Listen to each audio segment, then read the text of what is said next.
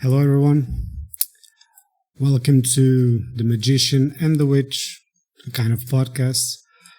My name is Ezekiel, everyone knows me by Easy, and I'm joined by...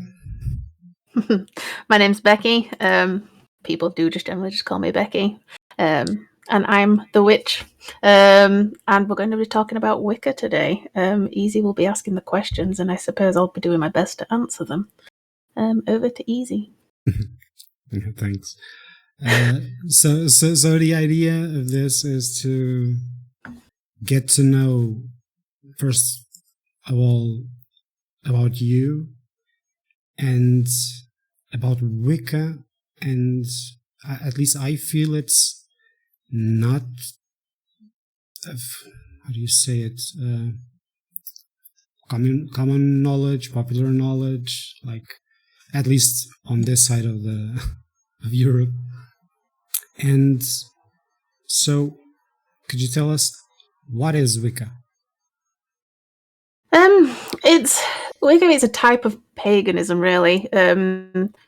It's kind of based on old traditions, with like modern rituals taken place. It's affected a lot by like popular culture, and stuff like that.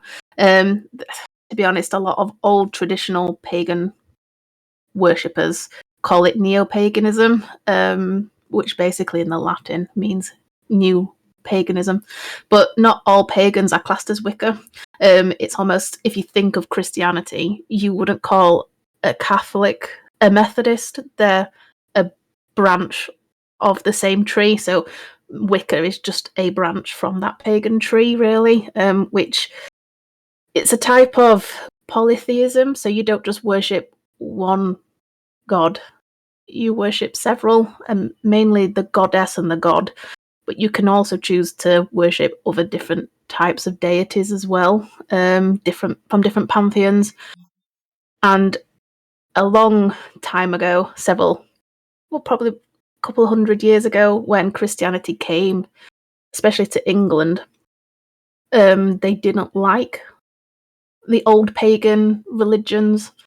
They wanted one god, and I think a lot of it came from they didn't understand, and they didn't want to understand. They didn't understand the different pantheons of the different gods, and they was like, no, it needs to be one god. Whereas Wicca's like, there's many. As long as you really think about the two main ones, which is seen as the horned god and then the goddess, the triple goddess, the other gods can come in and out of it. That's my understanding. I class myself as a baby witch, so it's not like I was born yesterday into Wicca. I've been doing this for about 8 to 10 years now, properly, and I'm still learning a lot because I wasn't born into this. I discovered it. I learnt about it. I went away. I came back to it. And so Wicca is just something in yourself, as well as learning about the world around you, really. That's my personal understanding. And for example, if that makes sense. Yeah. Do you feel like did you had a connection to it even without knowing it? Yeah. Like, yeah. So the thing is, some reading that I did. So you could be, it could be in your DNA, for example, like that ability or connection to it, or sometimes it just develops by something in your life that you go through and see and experience. Did you feel anything like that, or it was just a natural progression into it? My personal experience is it may have been there all along. If you look at my family, especially my mother's side, because they say a lot of the witch bloodline comes through your mother. My mother does not believe in anything like this. My grandma doesn't. Her mother didn't. They were very religious.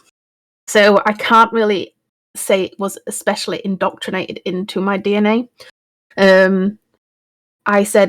I would say that I discovered it more as I was growing up, that I had a natural affinity to the natural world around me, which attests to why I went into veterinary medicine. I had a connection with animals and a connection with nature that I would say is stronger to the connection of humans around me.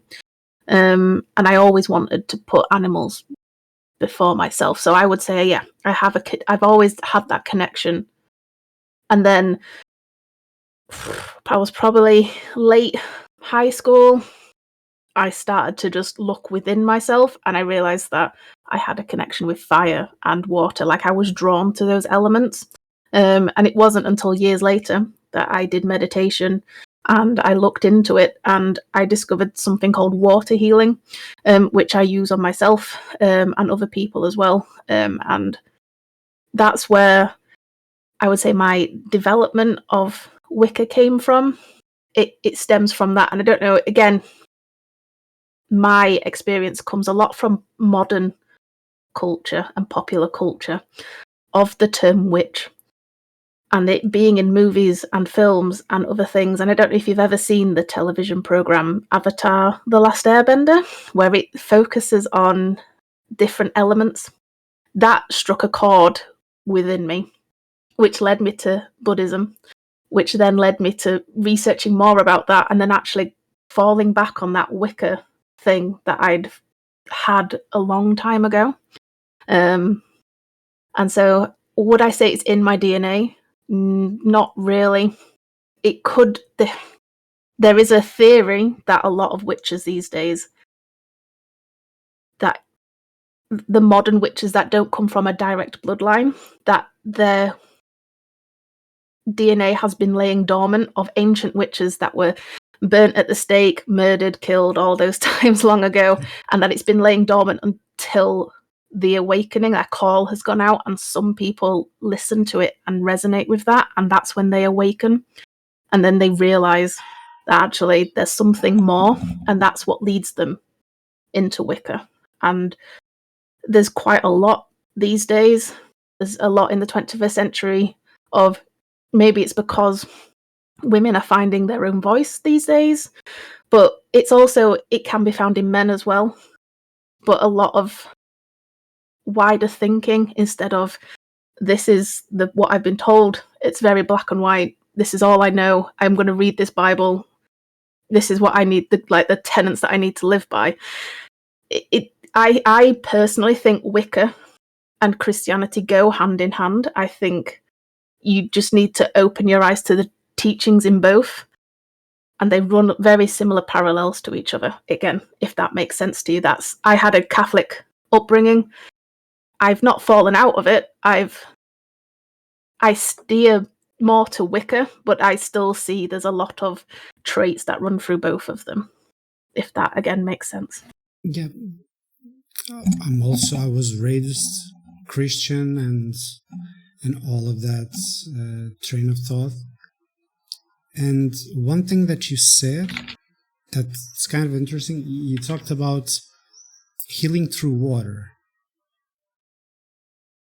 How does one go about that? Like, how, first of all, what are you'd say, the benefits of it, and what one would need to do, being you as a witch, being the receiver of it?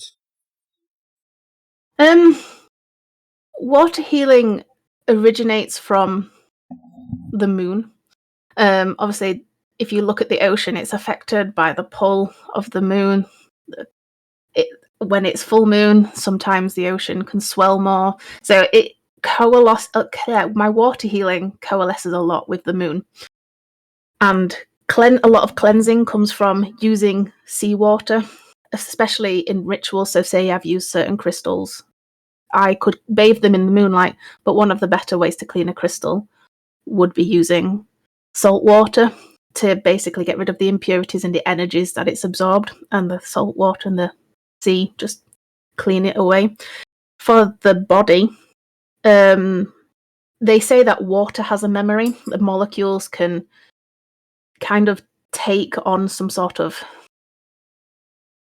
essence and heal that way. The energies are easier to move through a water if you think of like an electric current. Water healing for me was a lot of, I used to lay in a bath and I used to put my hand over like my knee that I once upon a time fell off a horse and very badly damaged my knee. And one time I was just in a bath and I just remember it was at this similar time of my awakening. I kind of just run my hand down like the chakra channels of the body towards the water, and it was almost like I could feel the water swelling around and then washing away and then moving around and washing away. And so water healing is about using the energies that the water molecules can give, and it can also take away by opening and cleansing those chakra channels. You see it a lot with acupuncture as well. That water healing led me very quickly into Wicca. That was, again, it's all about like energy and just how water can take it and transform it. If you think about water, it can go from a liquid to a solid to a gas very quickly. And that's about just energy state. So it's in science as well as religion. There's nothing much really that you need to prepare for water healing. It is pretty much just stilling of your mind. You can do it yourself. You just need to have, I would say, clean water. You don't put stuff in it. You don't need to put like soap or like crystal or salts or anything in it. It just needs to be pure water so it can deal with what you need it to do. And you just have to go on. And do you perform a ritual for it? Like, is it needed, or it's, on this case, it's of choice? There is no ritual that I use for water healing. It's more, I would say, preparing your mind for it. So you just need to sort of sit down, either use some ambient music and just calm yourself. And all you need to think about is not the pain that you're feeling, but the motion of the water. So it's like it's energy based.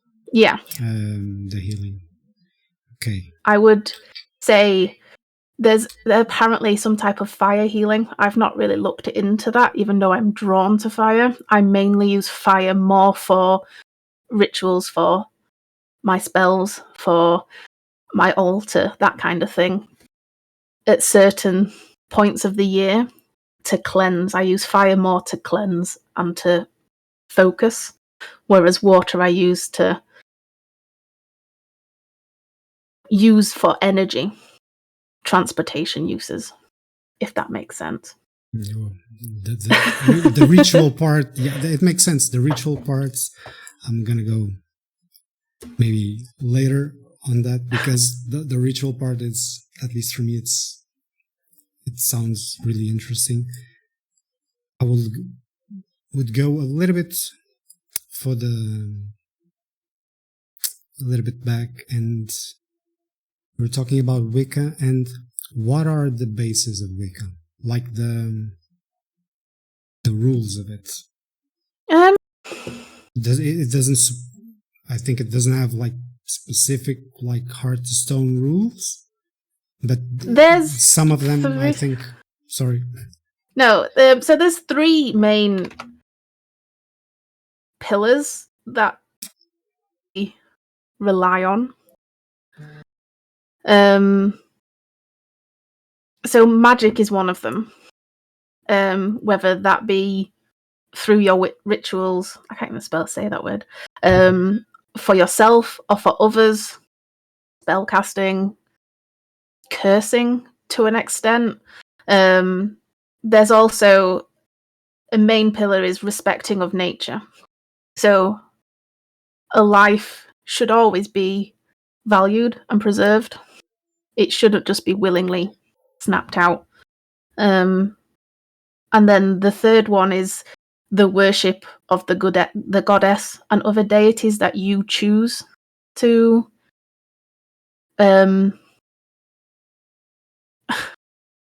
you used to like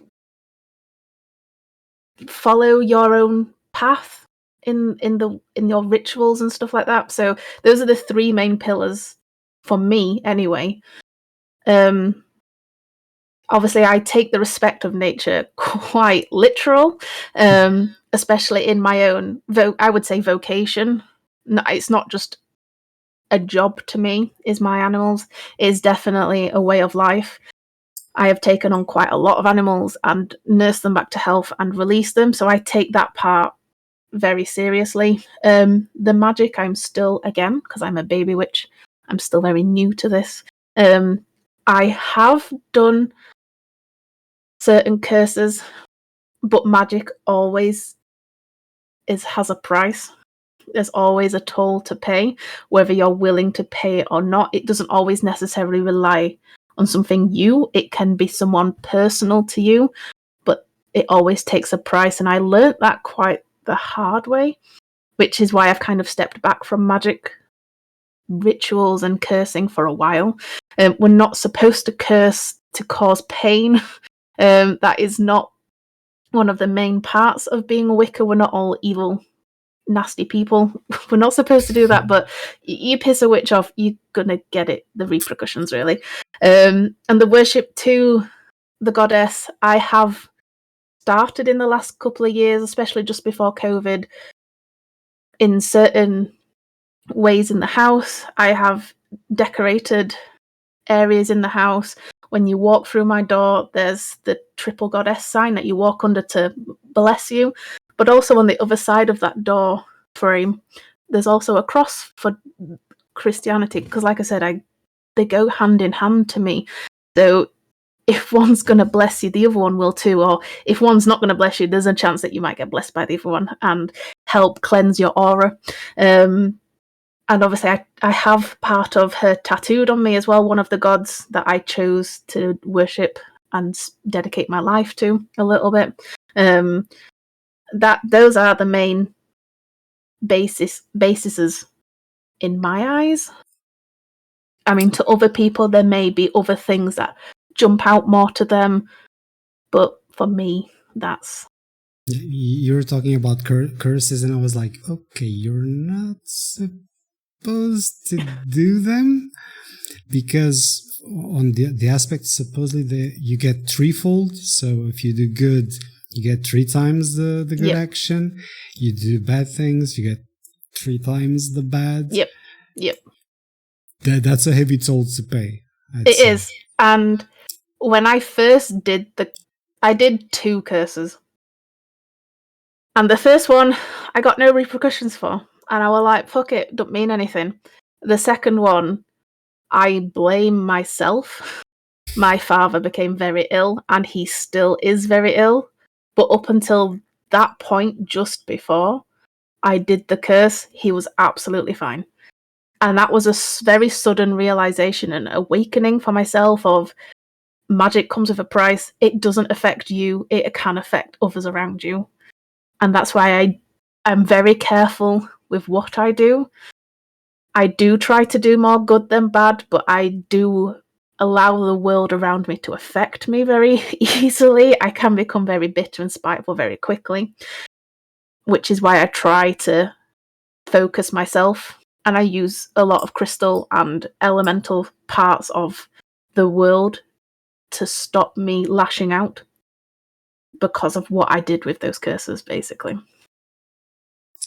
Now, a question like non-believing question.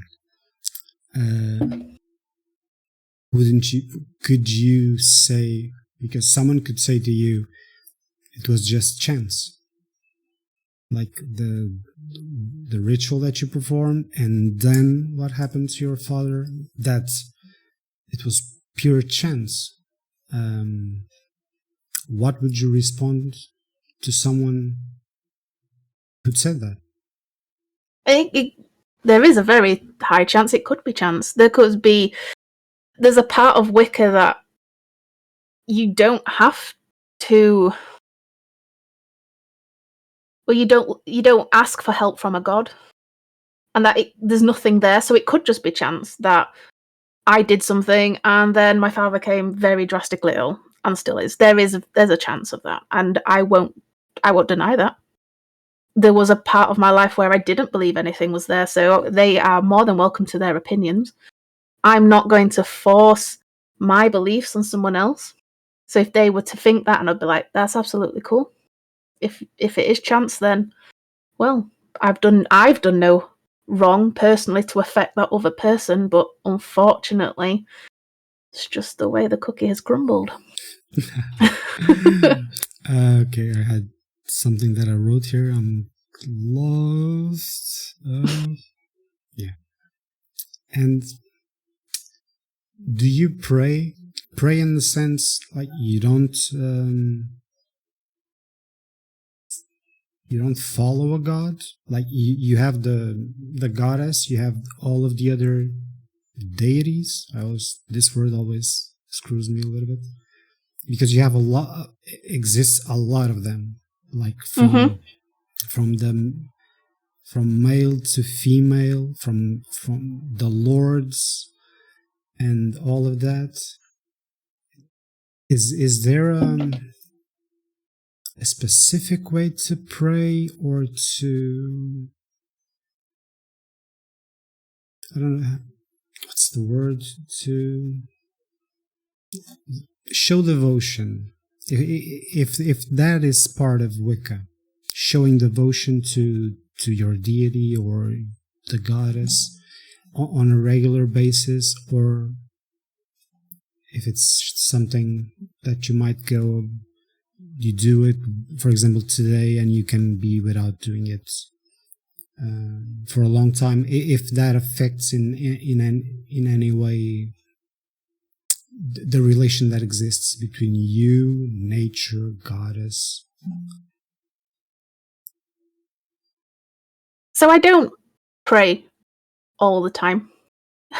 I call out and pray when I need something, which is very, human of us. We only ask when we want something, which again is a part of me that I try to change.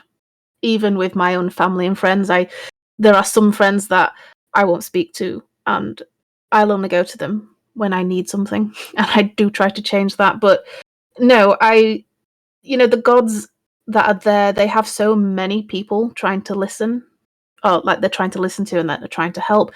I don't think they require you to dedicate your life every day. When they reach out to you and they listen,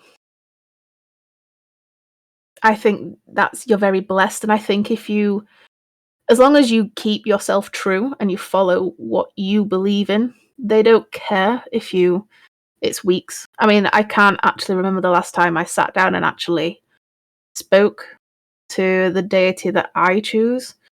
But I can say, again, going back to my Catholic growing up childhood, obviously, I went to a Catholic primary school and a Catholic high school. Every day we prayed. We went to certain celebrations every couple of weeks. Not once did I hear anything from God. I didn't hear any. I didn't feel anything from the Holy Spirit. I didn't have anything. That one time that I was hurting and I called out to the goddess that I chose, I felt something almost immediately. And I felt something within a couple of days. And I think as long as you keep that relationship, it's just like your mother and father. I don't ring my mum all the time, but she's still there and I know that she still loves me. It's the same. And again, I'm not saying Christianity and Catholicism is shit. I'm not saying that at all. There's a lot of people that follow Christianity and he can't be with everyone. But at the same time, he never answered me, but my goddess did. And that's why I think another reason why I fell into Wicca more. So I don't sit down and pray like at the side of your bed, like they teach you in school. Sometimes I can just be stood at work, and if there's something that's bothering me, concerning me, I'll just close my mind, ignore everything that's going off, and for 30 seconds I'll talk and say something in my head, and then I'll go on with my day.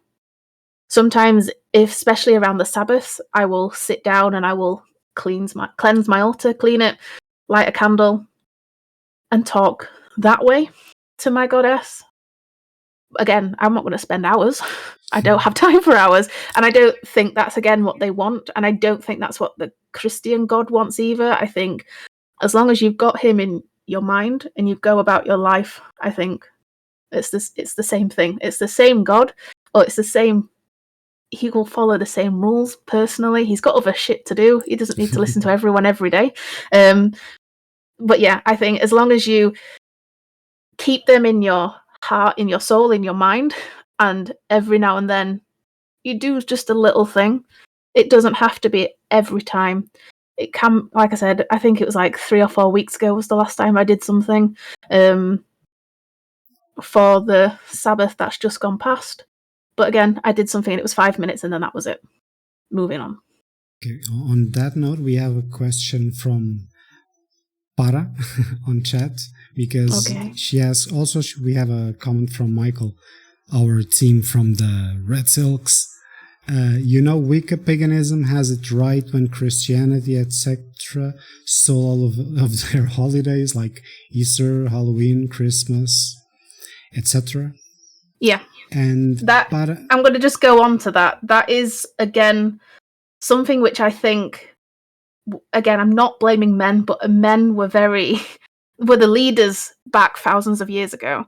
They didn't want to know what the pagan holidays were, so they adopted them, they took them, and then were like, oh, you celebrate Yule, I celebrate Christmas, which happens to be at the same time.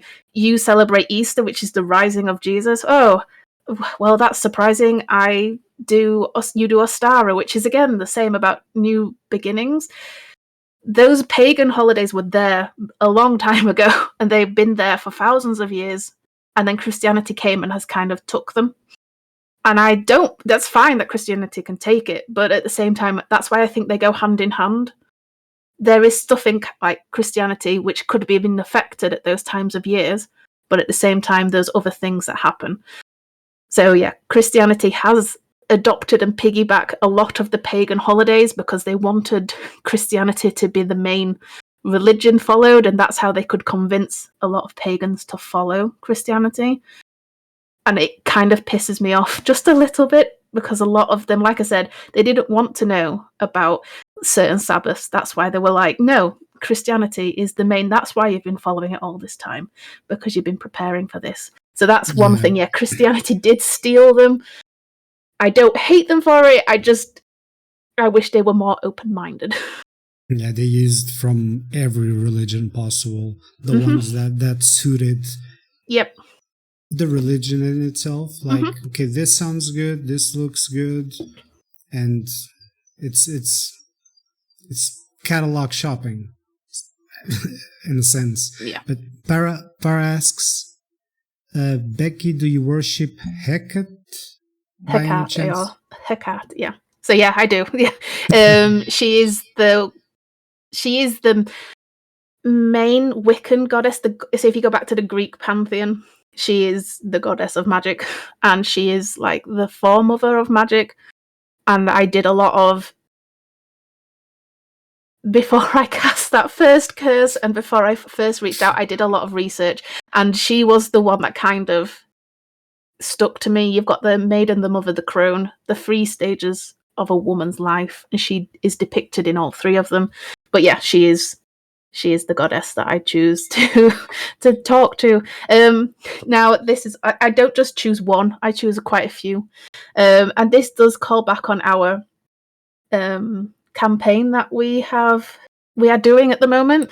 So the reason why my character worships the god Loki is because that is another god that I also dedicate my life to. Not dedicate, but I also speak to. Especially, there is definitely a mischievous streak that runs through me, and that's why I decided. I didn't realize that the campaign that we started with Francisco back in September last year was going to go to this, which is why I was like, yeah, sure, I'll go for Loki. It's a cleric thing. I won't be here long. And it's obviously it's come forward into the John's campaign, and we'll go back into Francisco's campaign as well. Of Caris is dedicated to Loki, looking for that misfortune, and that's because a lot of my characters that I play are parts of me in certain ways. So yeah, Caris, if I was Caris, if I was the cat lady, I would definitely be climbing that building and sneaking into that building like we did last time, and climbing back down once those golems were trying to get me. That would totally be me if I could do that. So that is why I choose to have Loki as that god for that character. It's because, again, it's just a little bit of me in that character. Yeah, I think for you it's a little bit more, but every character at least has a little bit of us, some more than other. I don't like to think that I'm like Norkin at any point, but yeah, a part of me is like that, goofy and nuts. So it makes sense to apply your life experience to a character. One thing that do you practice with other people, or do you surround yourself at times with other Wiccan, or you're more of a loner in that sense? So, because I wasn't born into Wicca, I don't have a coven that I was born into. And obviously, the term coven for a witch is more, it's your chosen spiritual family. The reason I don't have a coven is not because I choose not to, I just haven't found them yet. There are several types of witches, and one of the types of witch is called a solitary witch, and they are classed as witches that practice on their own due to choice or not, because they haven't found their coven. And being a baby witch, again, I find that I filter through quite a few of the different types of witch types in the Wiccan way that is modernly branded. I don't, to answer your question now, I don't do any rituals with other Wiccans. I would like to. I do feel like that is probably the next step on my development into Wicca, but I haven't found them yet. I struggle very hard to make new friends. I struggle very hard to communicate.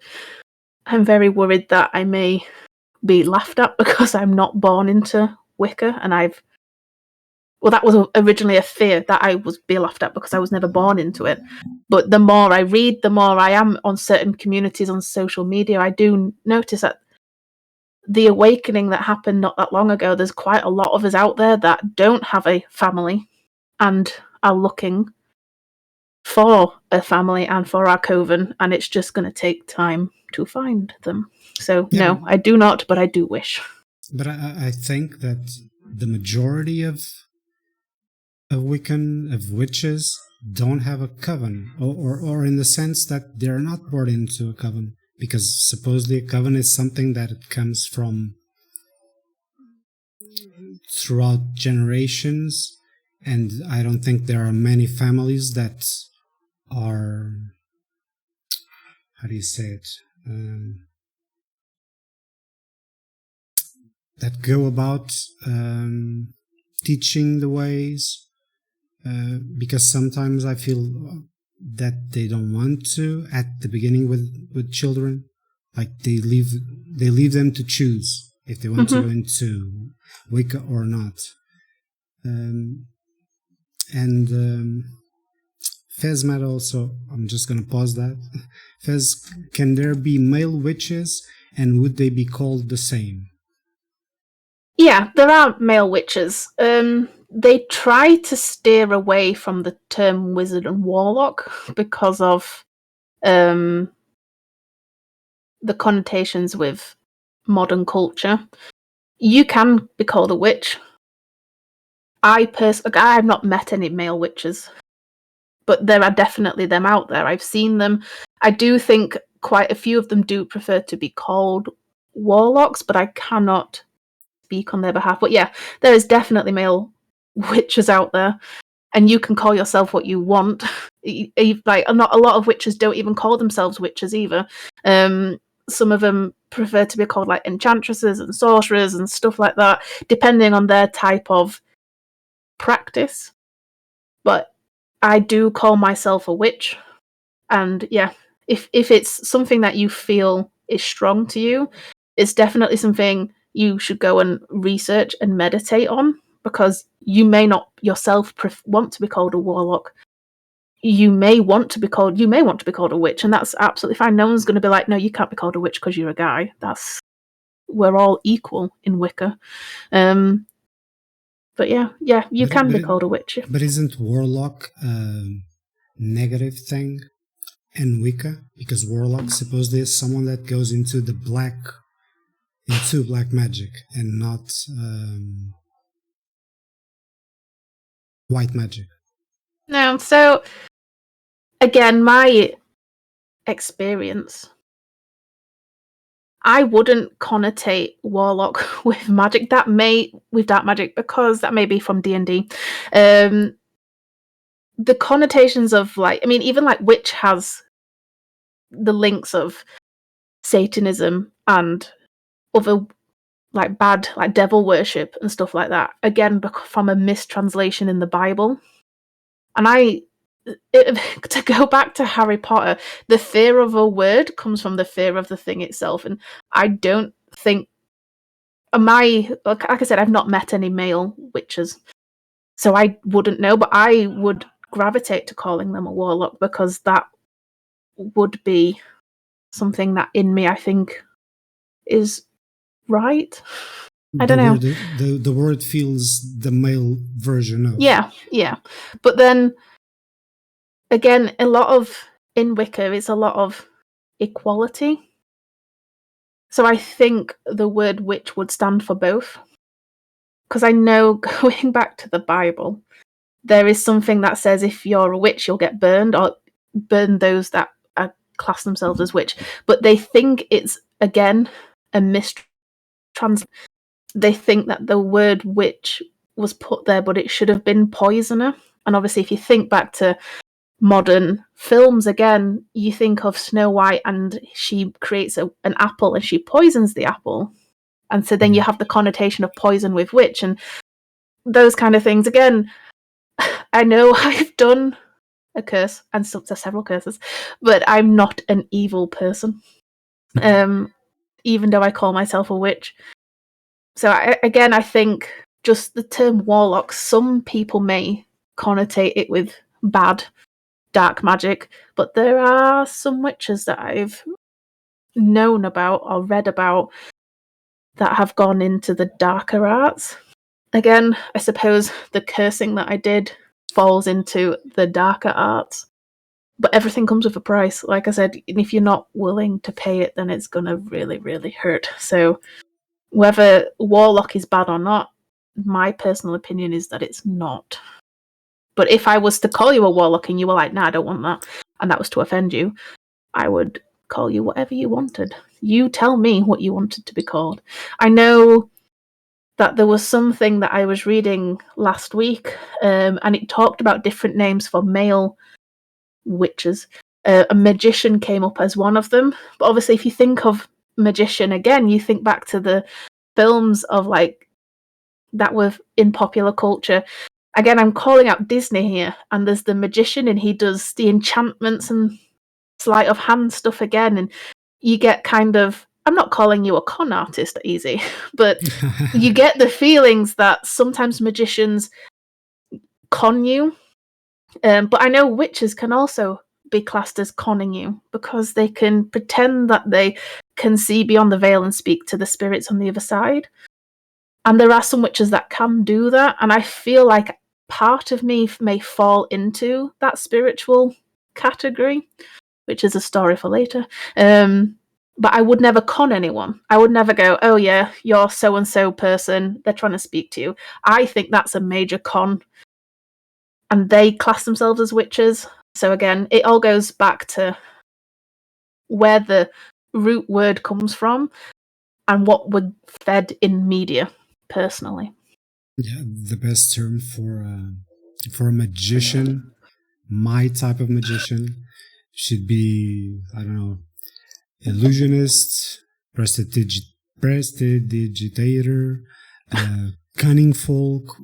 On that area, throughout time, it changed. And because of what happened to the witches, to Inquisition, magicians had to reveal what they were doing. Because, well, burning at the stake, not a good thing. Mm-hmm. So that's the reason why it verged into something else. We have a question on chat. What kind, from Fezmat, who says, what kind of curses are there and do they impact differently?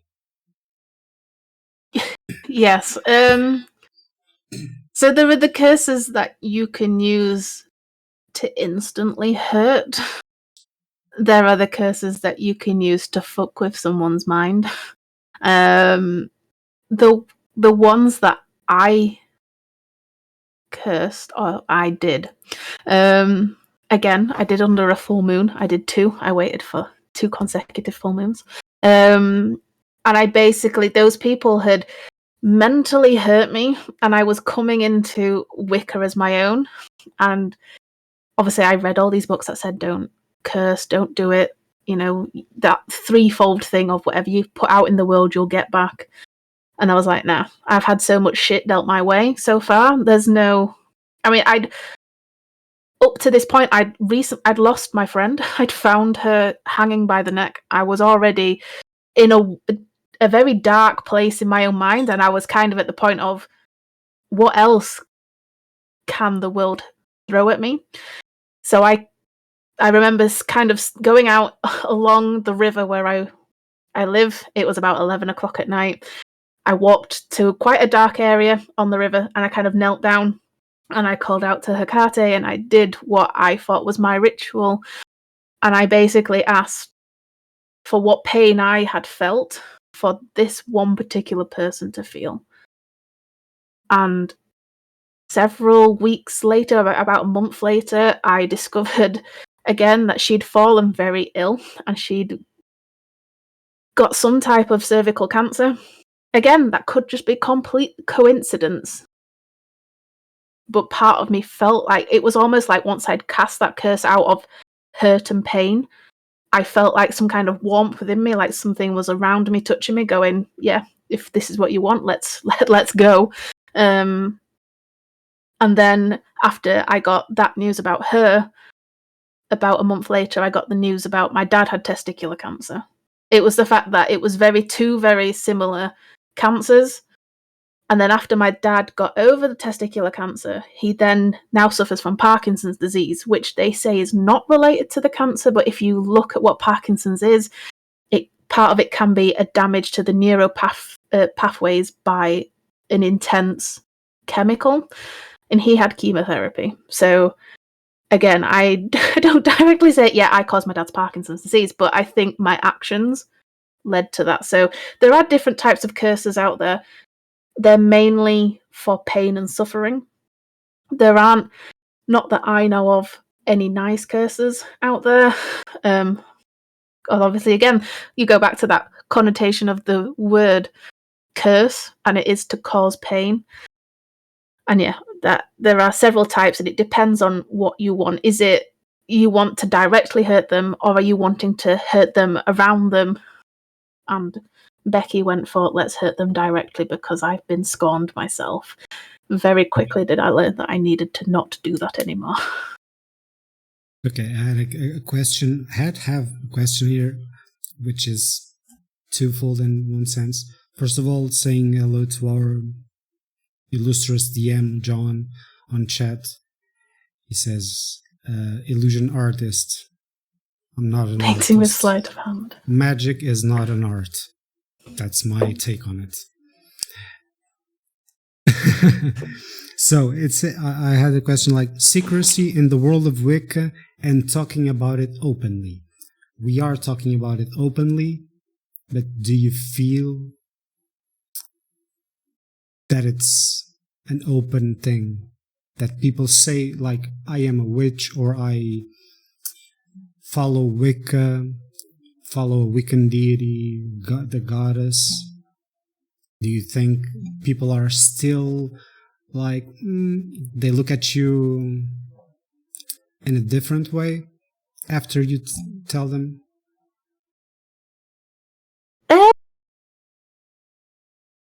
At the beginning, when it's almost like coming out as like being bisexual. I came out as bisexual, and my parents were kind of like, you don't know what you're talking about. Again, I came out to them and was like, I think I'm going into Wicca. And obviously, my mother, she doesn't believe in that kind of thing. She's like, yeah, whatever, just fucking shut up, go away.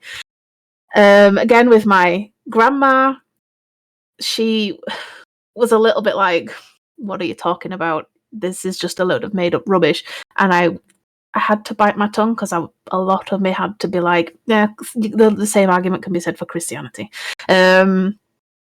I do think in the beginning I was very nervous about telling people, but then the more I confided in my friends around me, the more they were like, that's cool, I want to know more. And then I'd go, right, well, this is my experience.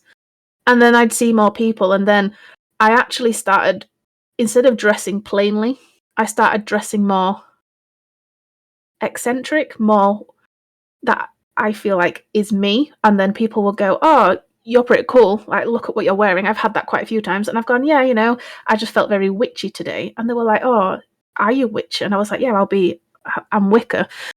And then people are like, oh my God, that's really cool. And then again, it starts that conversation of how I want to know more.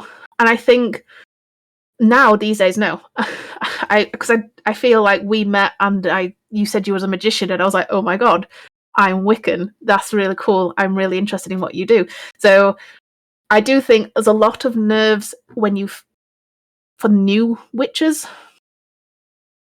because again, going back to popular culture, going back to history, a lot of witches were burned at the stake. You can't do that these days. You're not going to get strung up. So I think there's that safety these days of, yeah, we're not going to instantly die. But I do think a lot of the newly awoken witches struggle to find their voice at first, to say, I'm a witch. And sometimes they may even be in denial. But basically, I think some people are secret, but I think there's so much modern acceptance these days that actually I don't think there is any secrecy anymore.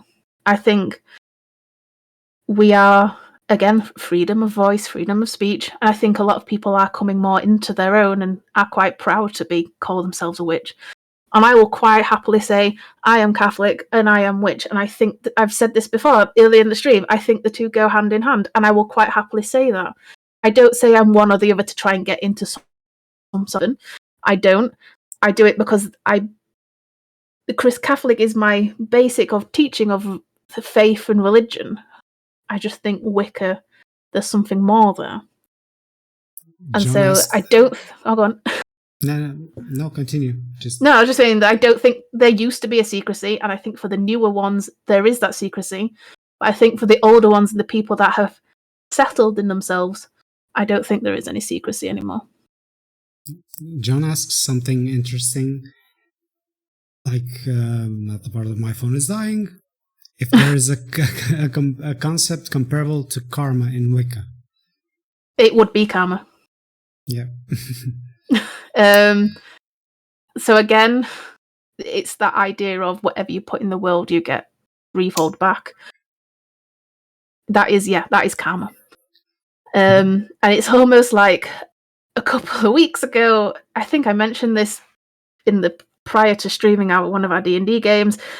Some woman screamed and shouted at me because I said that I wanted her to wear a face mask. As she screamed at me that it was a breach of her human rights, that I was going to seriously hurt her. But I'd actually come out of hospital from sepsis myself, so I basically turned around and was like, look, I've already been ill this year. I really don't want to be myself. But she continued to scream at me. I took the other hand and shut the door and walked away. I then found out a week and a bit later that she came down with COVID after not wearing a face mask and was very ill. And I was like, there's your karma. Not saying again, don't piss off a witch because it'll come back to you. But again, she shoved that energy on me. And I chose to I got angry about it. Trust me, I did. But I chose to walk away and not do anything about it. And I feel like the world replied that 3 times fold, and she was very ill from it. I know COVID was a thing and lots of people have died from it.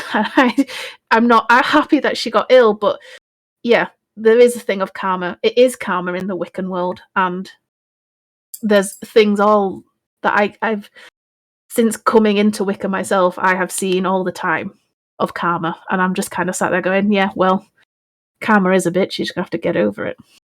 But yeah. You're talking about karma, and there is reincarnation in Wicca, in the Wiccan tradition. And one of the things, I can't remember, I was like going slowly through my notes, I can't, because it's interesting that Wicca has a lot of Eastern concepts in it. So you have, at least it's how I see it, karma, reincarnation, that it goes, and also some of the deities are from Eastern origin. One thing that surprised me, or it's like in Christian religion you have like the limbo, but on Wicca you have like the Summerlands.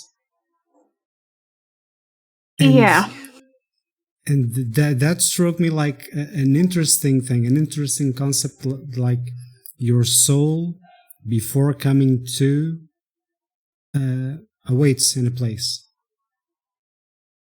And then you come to reincarnate.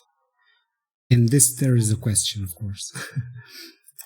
Can you reincarnate only as a person, or can you reincarnate in something else?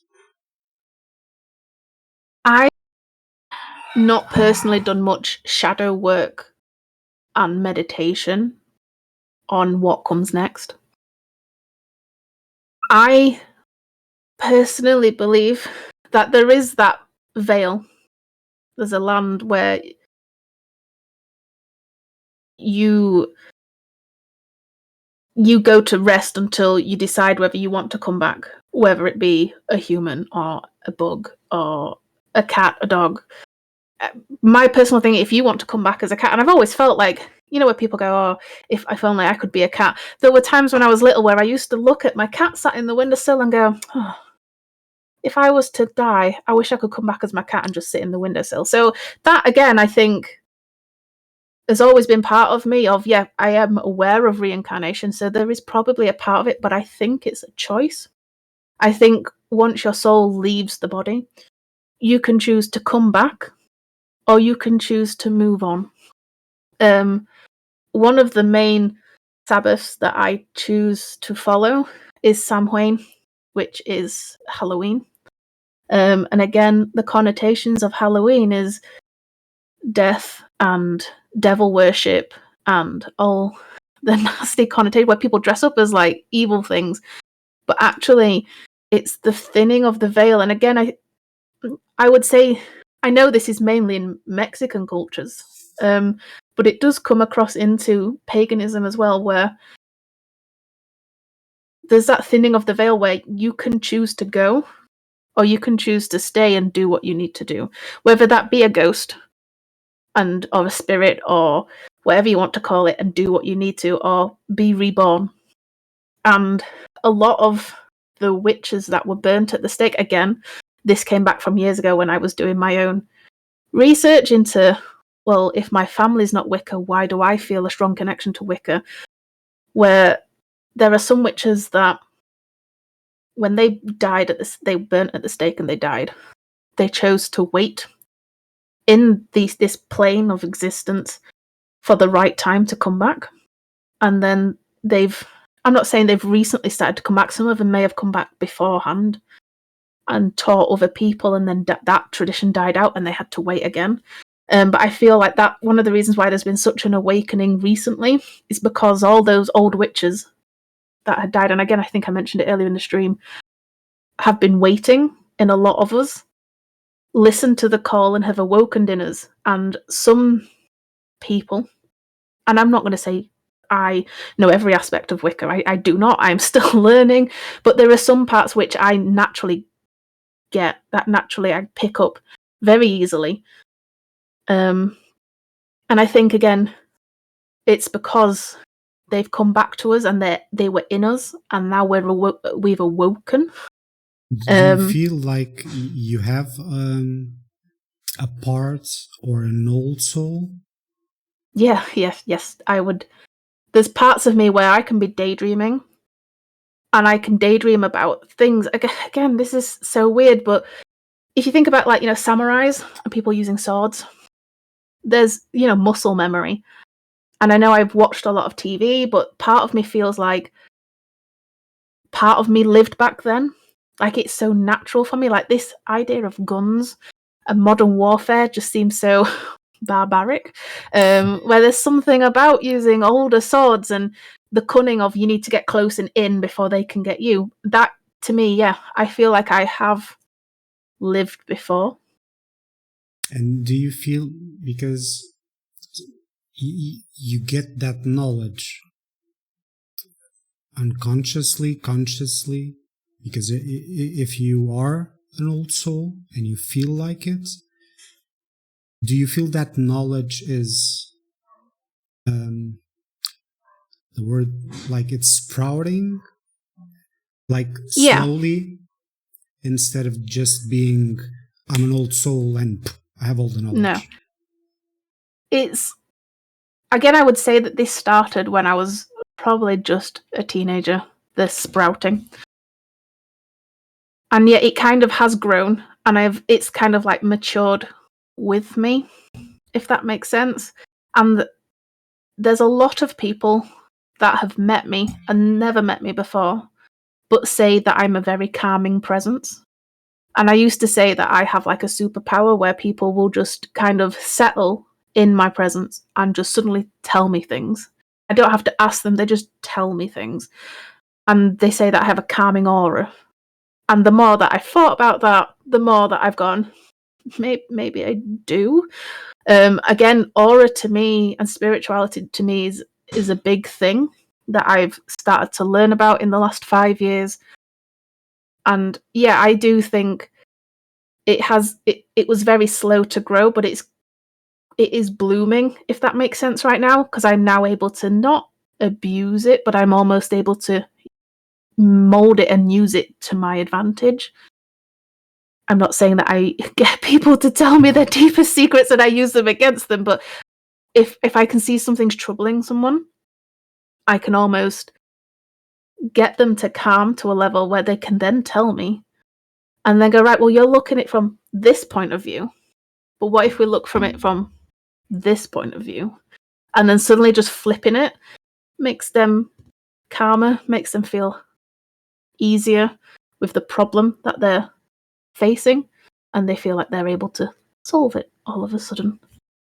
So this is a question from me, not from the notes. Do you believe that there is a universal conscience and that we are part of it? Like, best example, it's you're in the sea and you're part of that sea. Do you believe that that connection that we all have, having an old soul and transitioning through time, and it's like, like knowing a lot of drops in the ocean, that allows you to soothe those people in a little, on an easier way, like just your presence does that, in the sense some traditions, being especially Hermetic tradition, has that idea of one conscience, and then you have your own, but we are all part of that, the universe. Do you feel that that concept exists and that it allows you to connect, to better connect with people, if that makes sense? I think my answer would be, I don't really know. And I think it's because there's, again, something in Christianity where the entire idea of everything is so beyond the human brain and conscious to be able to grasp and accept. Do I believe that there's like one? If I ask myself, yes, like being in that sea. Because part of me a long time ago, young, kind of asked the question of, well, where do all the souls go? Like, there can't be an infinite amount of space. And obviously, when you ask the different people in like the Catholic Church, they'd be like, of course there's infinite space. It's God, he can provide. But part of me does think that, again, a lot of reincarnation, old soul speak, yeah, maybe we can tap into that and able to calm the sea around a certain person to help them. But I personally do not know. I couldn't even, again, that would be some kind of shadow work that I would have to put in, and I try to run away from shadow work, if I'm honest with you. I think it's one of those things of, I want to know, but I'm scared of the answer. So I don't want to look into it. Of, if I open that can of worms, what am I going to find? Am I going to suddenly, everything that I know, is it going to be shifted on its head? And am I going to be able to accept what I find? So. Yeah, because it's something that you know that I don't believe in anything, like anything. It's how I am, and that doesn't mean that I don't have an interest in things. The thing that I enjoy the most is knowledge about whatever. It interests me, and I see some overlaps in Wicca or in Hermeticism, which is in vogue now. I don't know why. And even with Christianity, and one of the things is, you talk about both more than I expected, because on the things that I've viewed red rarely is a connection to Christianity. So for me, that's interesting that you walk with both of them instead of just being one thing and denying everything.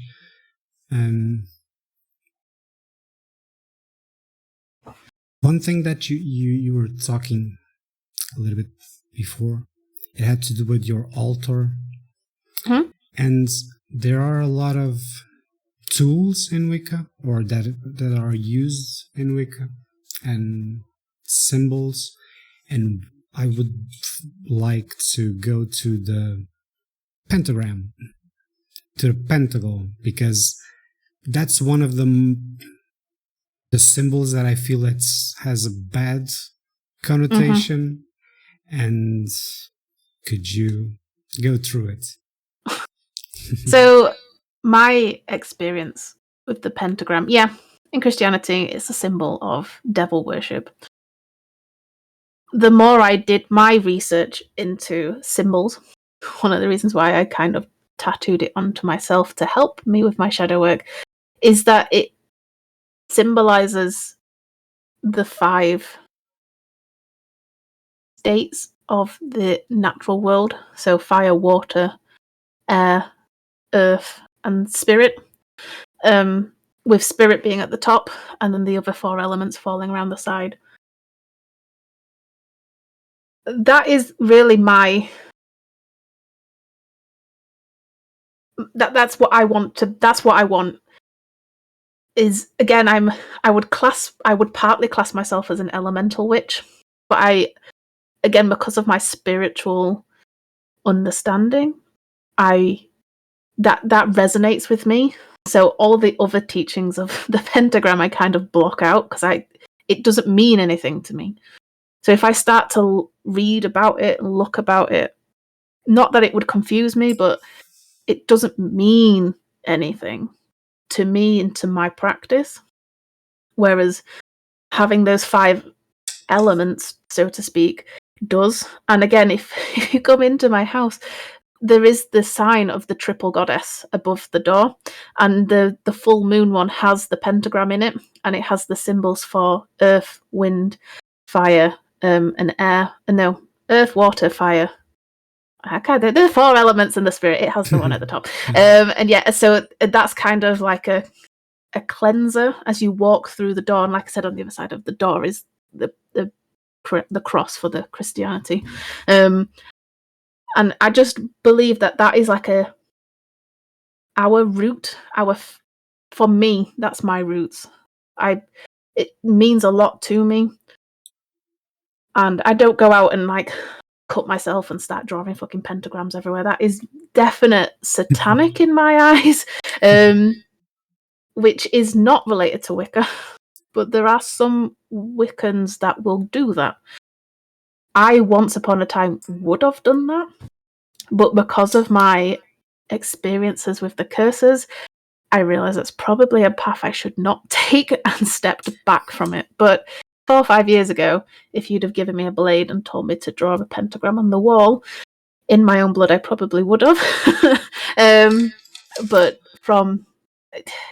that is my experience of the pentagram. And I understand why a lot of people get confused by it. And again, it comes from modern culture, where it's used in a lot of horror films for summoning and for like contacting the other side when they're trying to get in contact with spirits to help do bad things. But yeah, it's used in rituals. When you perform a ritual, don't you draw the pentacle? I don't.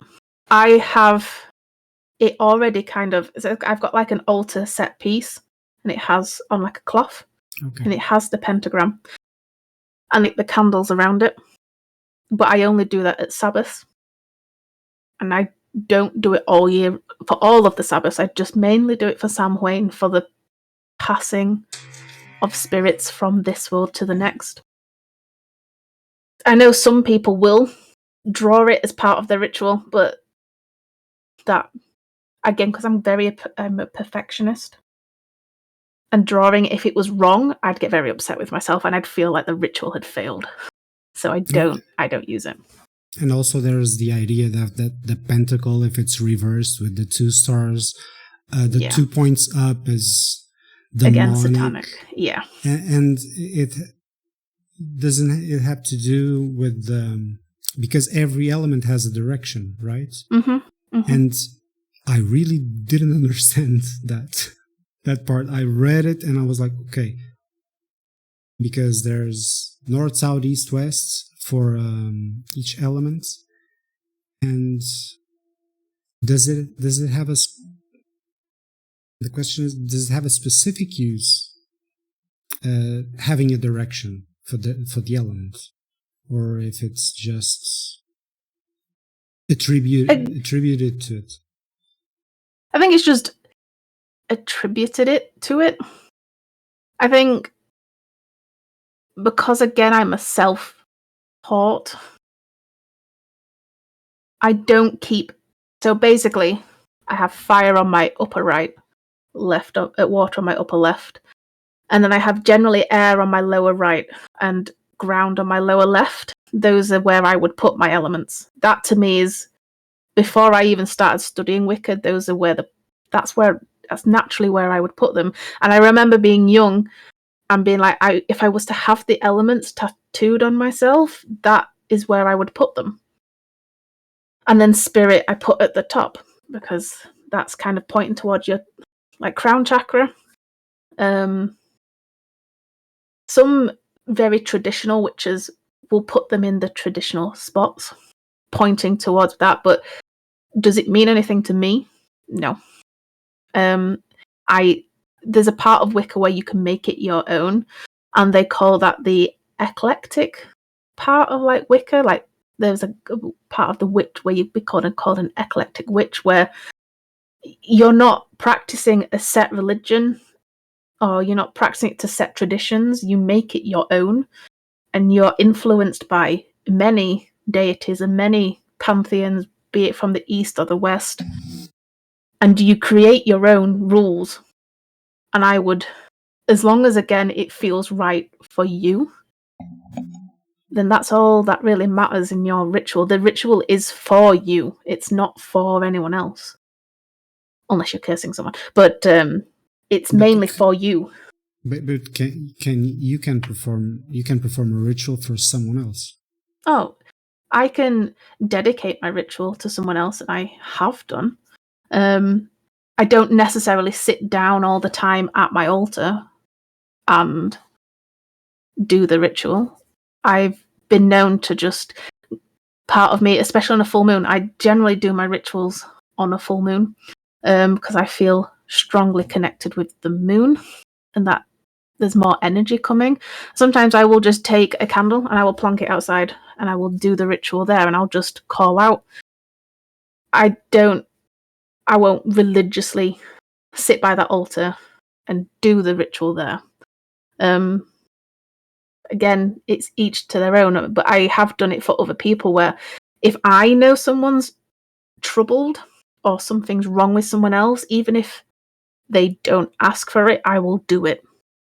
So yeah, I have done rituals for other people, and again, as long as it's right to you, it doesn't matter. You're the one that's channeling the energy, not them. If that makes sense. Yeah. On that note, we're already into 1 hour and 15 minutes.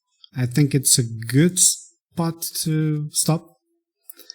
And we will continue this conversation next week, same time. Thanks to anyone who's watching. Thank you very much to Becky, of course, because without her, it wouldn't be a conversation. And see you next week. Hope you enjoyed it. And we're rolling the trailer again. Bye. Bye.